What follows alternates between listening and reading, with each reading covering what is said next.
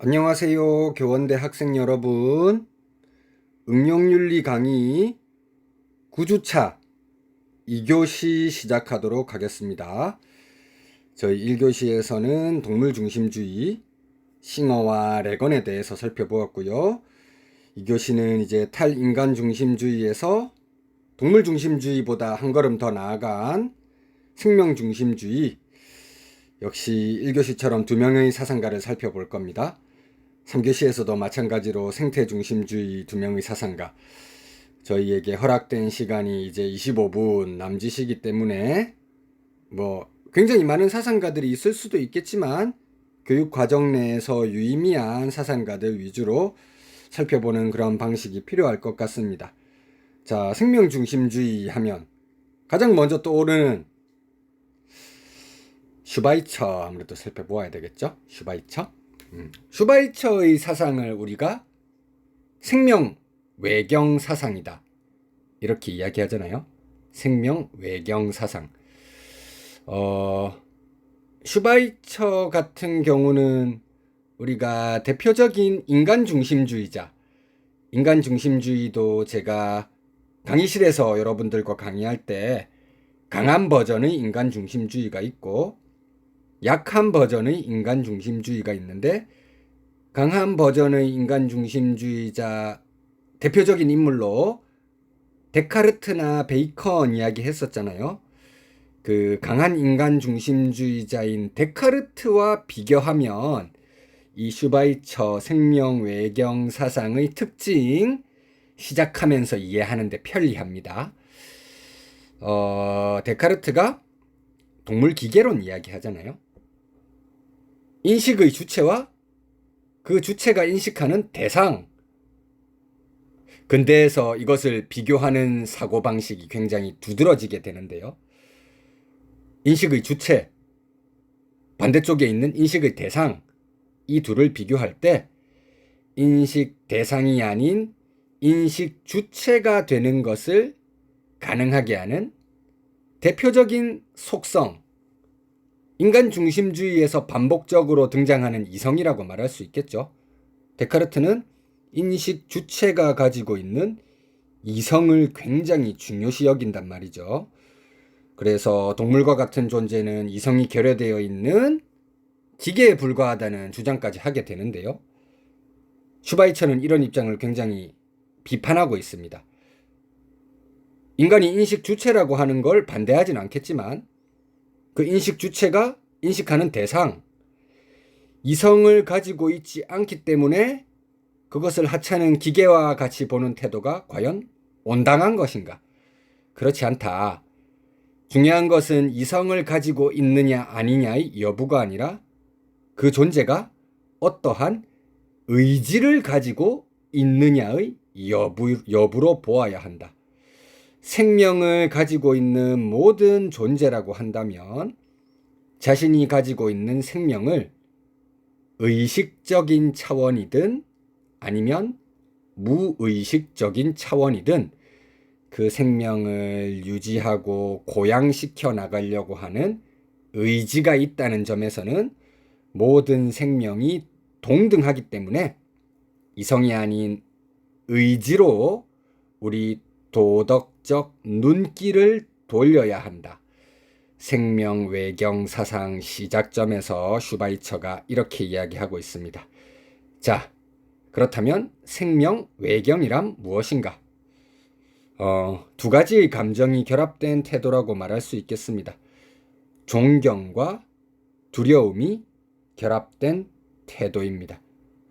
사실 생명에 대한 외경이라는 한 단어로 말하고 있긴 하지만 이 단어 속에 여러 가지 속성이 결합되어 있다는 것이죠. 슈바이처는 이것을 형광등에서 흰색 빛이 나오는 것에 비유하고 있습니다. 흰색 빛이 나오는 것처럼 이렇게 지금 천장 보시면 그렇게 보이잖아요. 하지만 실제로는 그 형광등에서 나오는 불빛은 여러 가지 온갖 색깔을 지닌 광선들의 집합체입니다. 흰색 빛이라고 하는 하나의 빛으로 보이지만 그 속에는 여러 속성이 있을 수 있다는 거죠.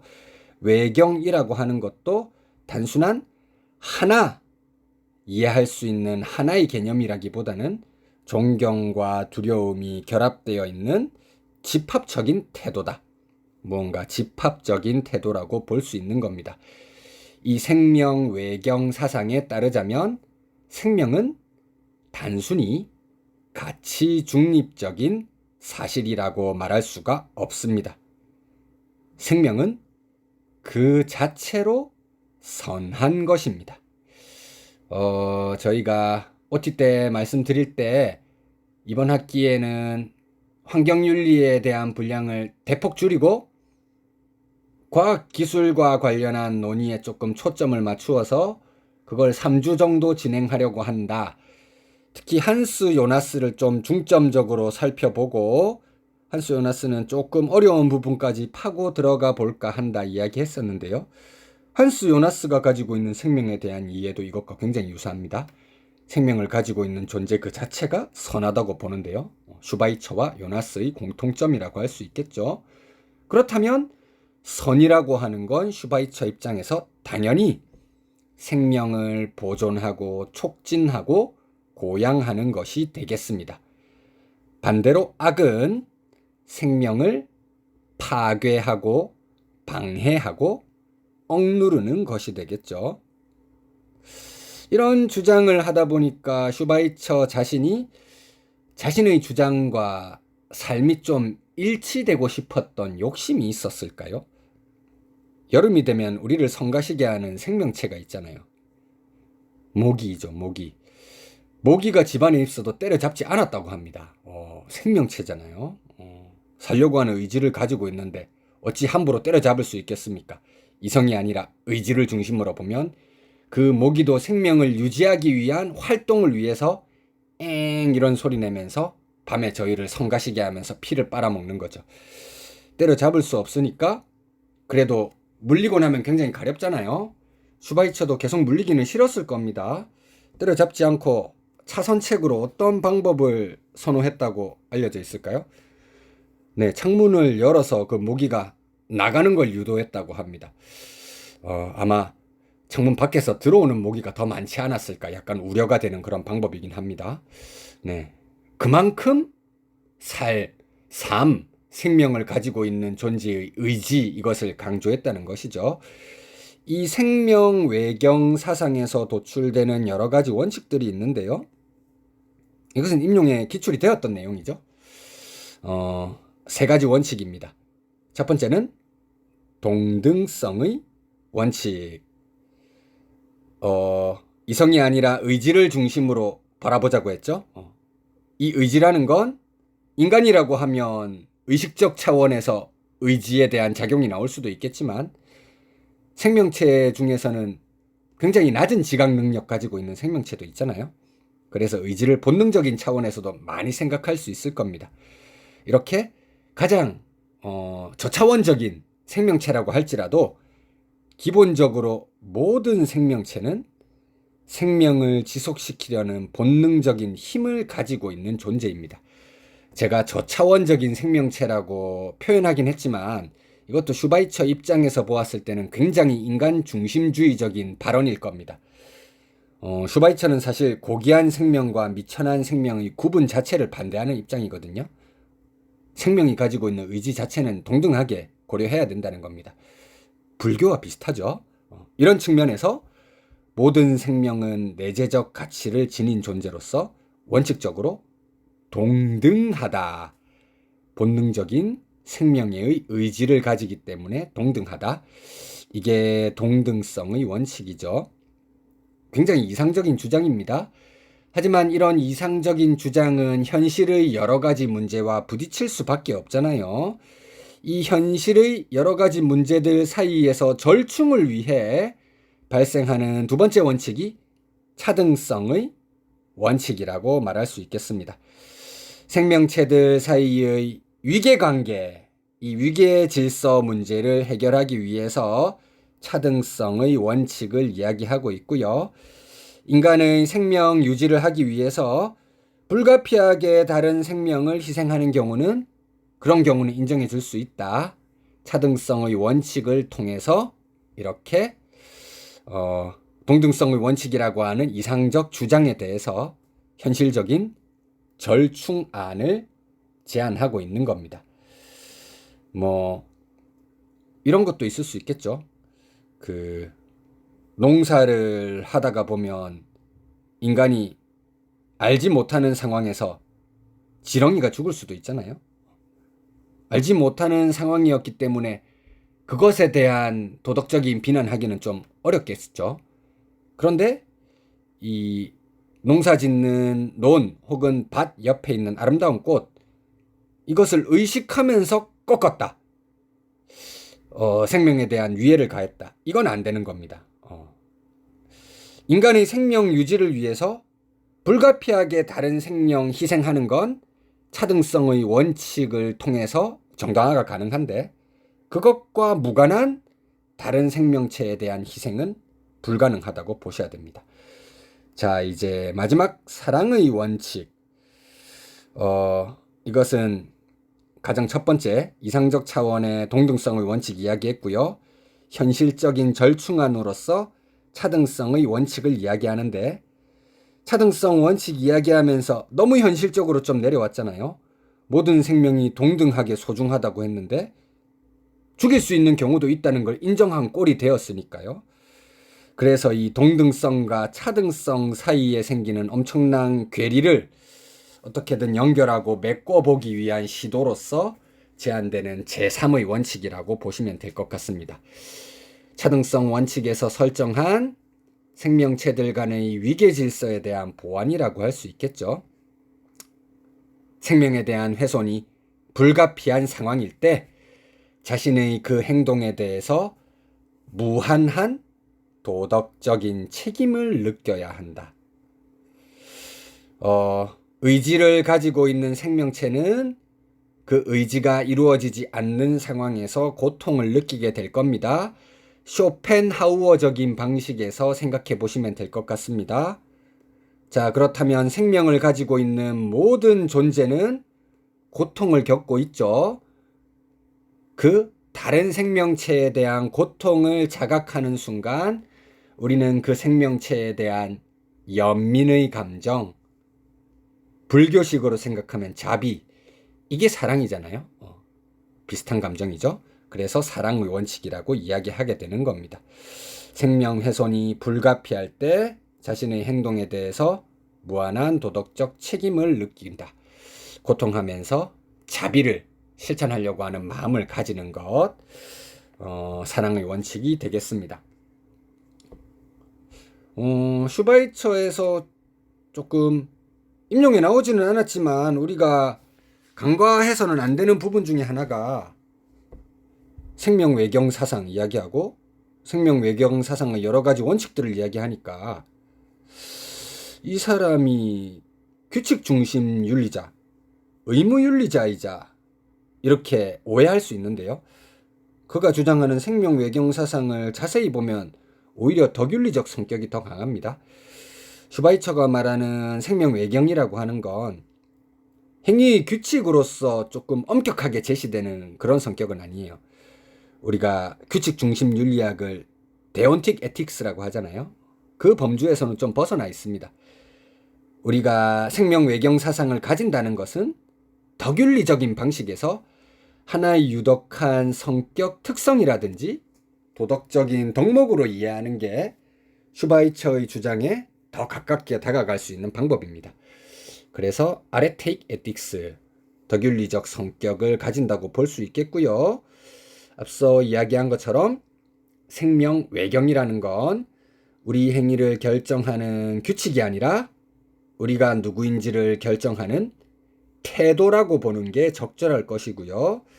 이런 덕윤리적 성격에 비추어 볼 때 도덕적으로 선한 사람이라고 한다면 그런 사람은 각 생명의 가치를 경외하고 존중하는 유덕한 실천을 하게 될 것입니다. 자, 이제 생명 중심주의 하면 우리가 빼먹을 수 없는 굉장히 유명한 폴 테일러라고 하는 사상가가 나왔는데요. 응용윤리에서 환경윤리, 그 중에서도 생명중심주의에서 많이 언급되는 사상가이기도 하지만 이론윤리학 분야에서도 유명한 저서가 번역되어 있죠. 윤리학의 기본 원리. 아마 여러분들 사서 읽어본 학생들 많으실 겁니다. 제가 임용 공부할 때만 해도 새롭게 양장본이 나와서 흰색 배경 표지에 나무 뿌리가 막 이렇게 얽혀 있는 표지였었는데 굉장히 고급스러운 책이었어요. 아직도 학부에서 공부하실 때 많이 보시는지 모르겠네요. 저희는 이제 이론윤리 부분은 오늘 이야기하기 좀 어려울 것 같고요. 응용윤리 부분, 이 부분에 초점을 맞추어서 이야기하자면 주로 두 가지 정도 나누어서 보면 될 것 같습니다. 첫 번째는 자연 존중의 태도. 우리나라에 지금 번역되어 있기도 하고요. 테일러 환경윤리에서 가장 유명한 저작이 바로 Respect for Nature, 자연에 대한 존중이잖아요. 그래서 이 자연 존중의 태도에 대해서 알아보는 게 첫 번째겠고요. 두 번째는 이제 자연 존중의 태도에서 비롯되는 여러 가지 실천의 규칙들까지 그것을 살펴보고 나면 우리 2교시 강의가 마무리될 수 있을 것 같습니다. 자, 이 테일러의 자연 존중의 태도, 이 표현만 보면 자연을 존중하자고 이야기하니까 생태 중심주의자가 아닌가 좀 오해할 수 있는 여지가 있기도 하죠. 하지만 그는 생명 중심적 자연관, 바이오센트릭 아웃룩이라고 하는 걸 굉장히 자신의 책 속에서 반복적으로 이야기하고 있습니다. 자연을 존중해야 되는 이유는 자연 존중하는 태도를 가질 때 생명체의 생존 가능성이 높아지기 때문입니다. 생명체의 생존이라고 하는 건 자연이 가지고 있는 생물학적 체계가 건전할수록 생명체의 생존 가능성이 높아지기 때문에 자연에 대한 존중을 이야기하게 되는 것이죠. 테일러가 볼 때 바다에 유독한 물질을 버리는 것, 이것은 나쁜 태도일 겁니다. 나쁜 태도의 이유는 무엇이냐? 바다를 존중하기 때문일까요? 아닙니다. 인간은 바다에 대한 직접적인 의무를 가지지 않습니다. 바닷속 생명체에게 유해하기 때문이죠. 바다가 오염되면 바닷속에 살고 있는 생명체, 살 수 있는 생태계의 건전함이 파괴됩니다. 바닷속 생명체는 직접적 의무의 대상이 되겠지만 바다는 간접적인 의무의 대상이 되겠죠. 자연 존중의 태도도 그런 맥락에서 이해하시면 좋겠습니다. 직접적인 의무의 대상은 생명체, 자연은 생명체가 살기 위한 제반 환경으로서 간접적인 고려의 대상, 이 정도가 될 겁니다. 자연 존중의 태도에서 이제 중요한 개념이 두 개가 나오는데요. 하나는 목적론적 삶의 중심이라고 하는 개념이고요. 또 다른 하나는 생명중심적 관점이라고 하는 개념입니다. 아마 여러분들 교과서에서도 이 표현은 많이 익숙하게 접해보셨을 겁니다. 목적론적 삶의 중심부터 보겠습니다. 모든 생명체는 자기 고유의 선을 갖는다. 여기서 고유의 선이라고 하는 게 목적론과 관련되는 겁니다. 고유의 선이 성장하고 발전하고 생존하고 더 나아가 자신의 유전자를 이후 생명체에게 번식하려고 하는 것, 이것이 생명체가 가지고 있는 고유의 선인데 굉장히 목표 지향적인 행위들이죠. 성장, 발전, 생존, 번식은 목표 지향적인 행위들이기 때문에 이러한 고유의 선을 갖는다는 점에서 목적론적 삶의 중심이라고 말할 수 있습니다. 이것은 우리가 자연을 관찰하면 알 수 있는 생물학적 사실의 문제입니다. 여기서 바로 생명체에 대한 의무, 도출되는 건 아닙니다. 그렇기 때문에 테일러는 분명하게 한정을 하죠. 이 목적론적 삶의 중심이라고 하는 개념은 생물학적 사실의 문제에 불과하기 때문에 생명체의 본래적 가치를 인정받기 위한 필요 조건에 해당한다. 생명체가 목적론적 삶의 중심이라고 하는 내용이 이 생명체가 본래적 가치를 인정받을 충분 조건이 되지는 않는다는 겁니다. 그럼 이제 충분 조건에 대해서 이야기해야 되겠죠. 충분 조건을 이야기하기 위해서 언급되는 개념이 바로 생명 중심적인 관점입니다.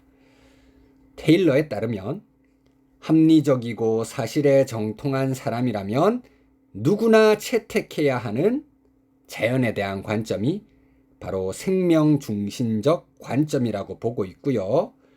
이 생명 중심적 관점이 생명체의 본래적 가치를 인정받을 충분 조건으로서 요청되는 것들입니다.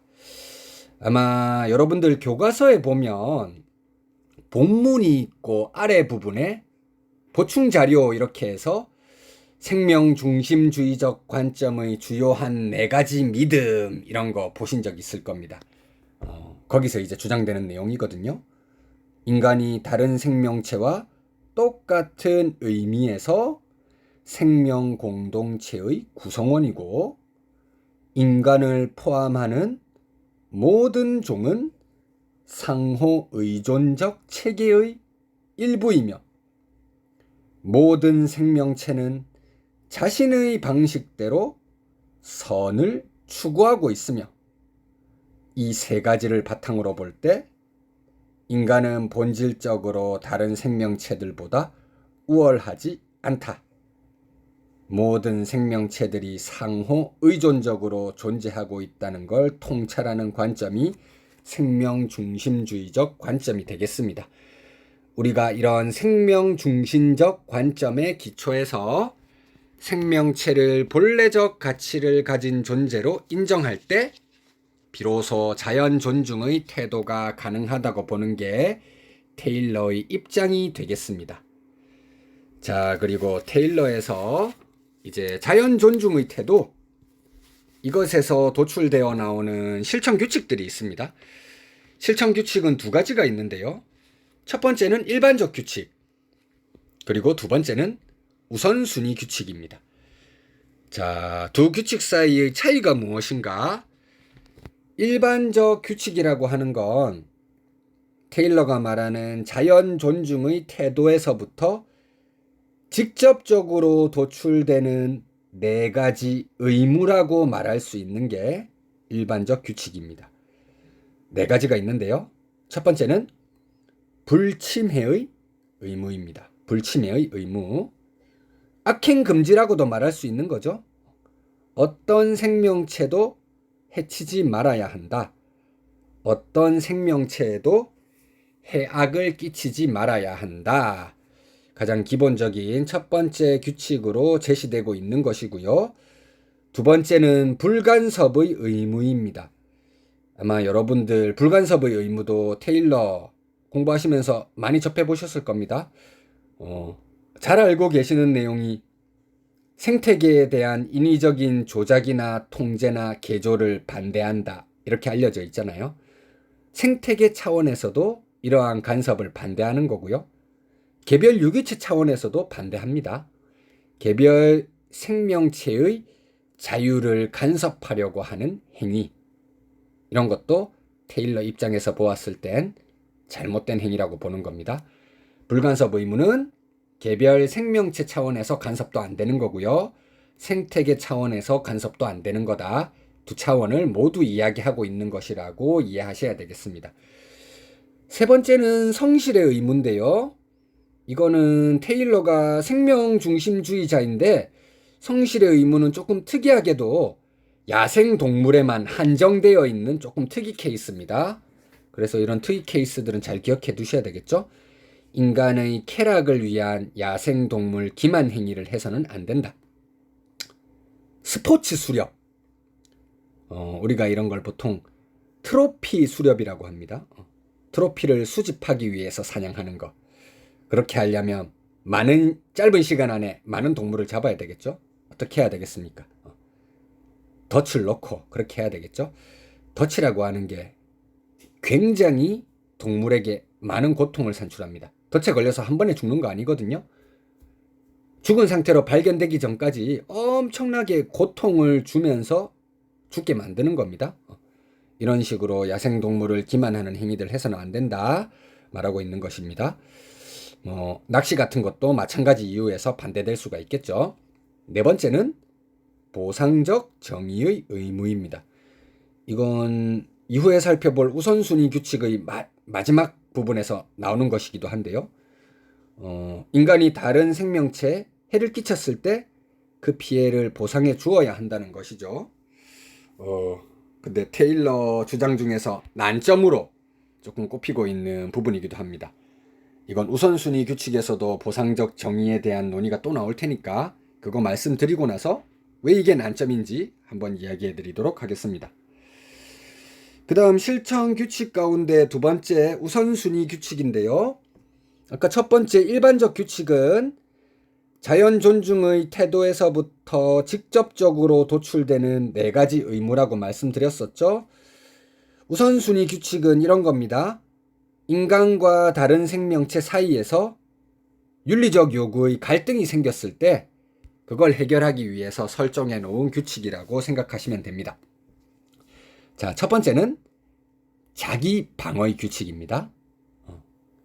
도덕적 행위자 자신을 보호하기 위해서 위협적 유기체를 파괴하는 것. 인간에게 너무 해롭고 유해하기 때문에 어쩔 수 없이 행위할 수밖에 없는 경우, 길에서는 만날 일이 없겠네요. 열대 우림 속에서 호랑이를 만났는데 다행스럽게 내 손에 호랑이를 제압할 수 있는 총기류가 있습니다. 이 개별 유기체의 자유를 간섭하면 안 되니까 자비롭게 뜯어먹혀야 될까요? 그렇진 않겠죠. 나를 보호하기 위해서 그 호랑이 죽이는 거 자기 방어 규칙에 의해서 정당화될 수 있다는 겁니다. 자, 그 다음 이제 두 번째 규칙부터는 이 이해관계가 인간의 것이냐 동식물의 것이냐, 그리고 기본적인 것이냐 아니면 부차적인 것이냐, 이것에 따라서 조금 그 가중치가 달라지는데요. 하나씩 살펴보겠습니다. 비례라고 하는 건 인간의 부차적인 이해관계와 동식물의 기본적인 이해관계 중에서 동식물의 기본적 이해관계가 중요하다고 보는 겁니다. 명품을 소비하기 위해서 악어라든지 밍크, 여우 이런 것들을 죽이는 것 당연히 해서는 안 되겠죠. 명품 소비는 인간의 기본적인 이해관계가 아니라 부차적인 이해관계이기 때문입니다. 근데 이제 세 번째 최소 해악으로 내려오면 조금 헷갈리실 수도 있어요. 두 번째 비례와 마찬가지로 인간의 부차적 이해관계와 동식물의 기본적 이해관계 사이의 충돌이긴 한데요. 이 세 번째 최소 해악에서는 인간의 부차적 이해관계에 손을 들어줍니다. 자, 여기서 중요한 건 최소 해악에서 말하는 인간의 부차적 이해관계는 비례에서 말하는 명품 소비 같은 게 아닙니다. 최소 해악에서 인간의 부차적 이해관계는 문명 사회에서 가치 있는 것으로 평가되는 것. 그 인간의 식수 공급을 위해서 댐을 만든다거나 지역과 지역 간의 연결을 위해서 고속도로를 만든다거나 이런 문명을 유지하기 위해서 필수적인 이런 제반 인프라 구축, 그런 인간의 부차적 이해관계는 동식물의 기본적 이해관계보다 앞설 수 있다는 겁니다. 하지만 이 규칙의 이름에서부터 알 수 있는 것처럼 이런 경우 인간의 부차적 이해관계가 앞설 수는 있겠지만 동식물에게 최소한의 해악만 끼치면서 해야 된다는 것이죠.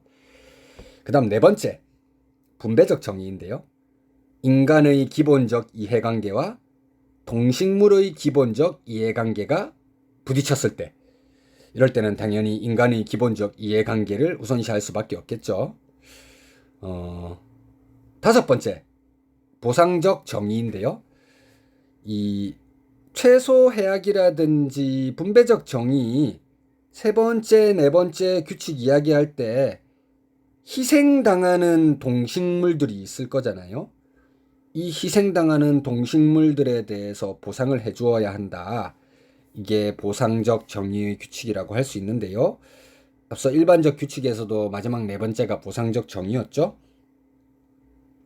이게 이제 테일러 입장에서 보면 이론적 남점이라고 하는 게, 테일러는 기본적으로 개체주의자이거든요. 개별 생명체가 가지고 있는 목적, 이것을 중요시합니다. 개별 생명체는 목적론적 삶의 중심이라고 이야기하고 있으니까요. 근데 보상적 정의를 주장하려고 하다 보면 개별 생명체가 희생당했을 때 그 희생을 어떻게 보상해 줄 것이냐. 골프장을 만들기 위해서 나무를 깎았다.